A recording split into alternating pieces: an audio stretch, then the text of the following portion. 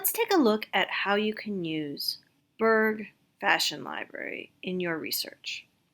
Starting from the FIT Library's homepage, first you'll want to navigate to the Databases page.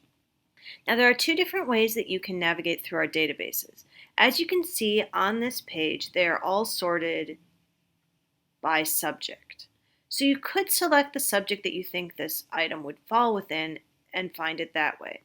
But since we are navigating by title in this case, and we know the title of the database, you can also go to the database's A to Z list.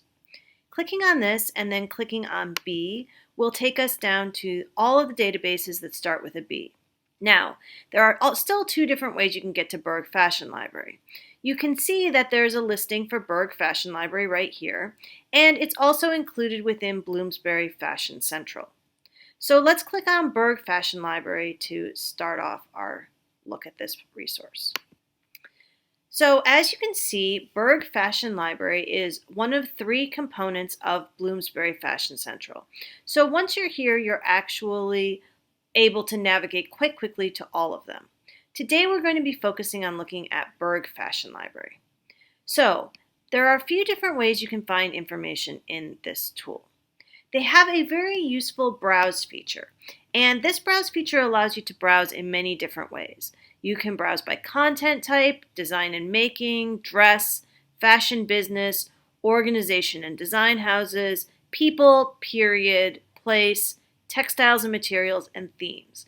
So let's look at just a few of these as examples. Why don't we start with organizations and design houses? So looking at organizations and design houses, you'll see that we're going to be taken to a whole list of different organizations and design houses in the fashion world. So let's take a look and see if we can find Chanel here.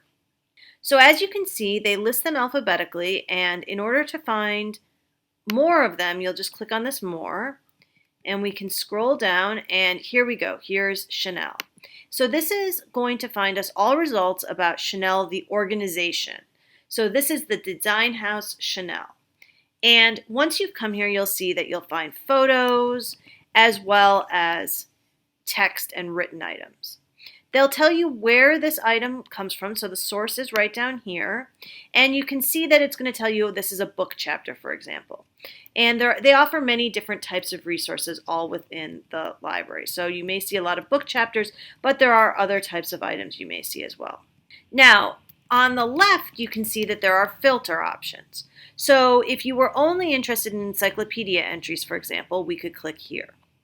You can sort again by a lot of different filters. They're basically the same filters that are in that drop-down menu. So there are options. They go more granularly here than you see in that initial drop-down menu we saw about browse options. So for example, maybe you're only interested in Chanel and branding. You could click here. Or maybe you're only interested, for example, in Chanel when it was under Coco Chanel. So you could click here. Now, speaking of that, that's a good opportunity to talk about the next example. Let's say you are, in fact, interested only in Coco Chanel. Well, in that case, you could also browse by people. So if we click on the people option here, again, you're going to be taken to an alphabetical list. Now, the slightly tricky thing about how they list items is that in many library resources and in many cases, you will see people listed by their last name, so the first letter of their last name. In this database, they list people by the first letter of their first name.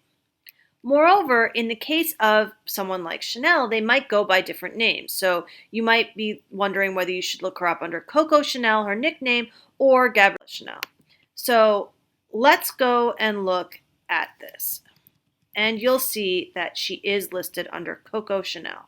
So clicking on this has taken us to results, and in this case you can see that it's being filtered by Coco Chanel, not by just the House of Chanel. Now let's look at one more item, and that under Browse, and that is themes. So you can also filter by themes. And these are common design themes and fashion themes, and so they might have a lot of items under them or few items under them, but they can be helpful if your inspiration is something in particular.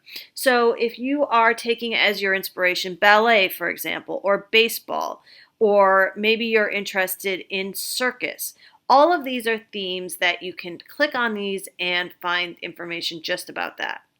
They also have some themes that aren't necessarily design aesthetics. So they also have things like fashion studies and fashion trends that you can also click on as themes. So let's go down and take a look and see, and we can find, for example, that if you were interested in military inspiration, they have a military theme that you can click on. And then they also have other themes that might also be relevant here. So nautical might overlap in some ways with military, for example. So you may need to look a little bit through the themes to see which fit most with what you're looking for. Now, we haven't talked much about it, but as you can see at the top, you can also run a search within Bloomsbury Fashion Central or Berg Fashion Library. So if we ran a search here, it's very similar to when we talk about searching in other products. So I could run a search for Coco Chanel, and you'll note that when we get the results back, I'm finding anything where it says Coco Chanel or just Chanel or just Coco, and that's what you see in a lot of resources. So if you did want to find specifically the phrase Coco Chanel, you could do that either by going to an advanced search and limiting more specifically this way, or you could simply in this box type Coco Chanel. Advanced search, as you can see, will also let you limit to dates. And this is going to get us different results. And as you can see, now we're going to see Coco Chanel, one right after the other. In addition, Berg Fashion Library offers timelines. And these are interesting if you're doing certain types of research because they'll give you different elements of fashion organized by timeline. So let's look at international fashion shows, for example. If we click on that, you'll see that this is organized as a timeline with lots and lots of images. So if you're looking for images from specific time periods or are just interested in navigating based on when designs were popular, this can be very useful research as well. So that's just a quick overview of what Berg Fashion Library has to offer. I would definitely encourage you taking a look at it and seeing if you find other resources in here that you find useful. If you have questions on this or anything else, please ask the library.